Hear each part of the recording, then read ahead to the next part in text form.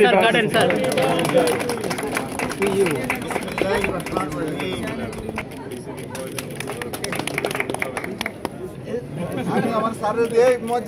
হ্যাঁ হ্যাঁ দেন দেন, আমি ধরে রাখছি।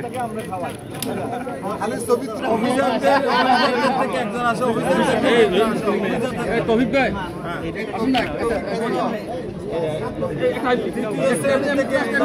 বিশ্ববিদ্যালয়ের আশেপাশে এবং বিশ্ববিদ্যালয়ের ভিতরে অবস্থান করি। আমাদের খাদ্যের যে অপুষ্টিকর খাবারের ব্যবস্থা, এখানে যে আমাদের হলরুম এর অব্যবস্থাপনা, এখানে আমাদের লাইব্রেরিতে বই নিয়ে প্রবেশ করার সুযোগ থাকে না, এই বিষয়গুলো প্রশাসন খুব সুন্দরভাবে দেখবেন এবং শিক্ষার্থীদের পালস বুঝে সেই অনুযায়ী সিদ্ধান্ত নেবেন বলে আমরা মনে করছি।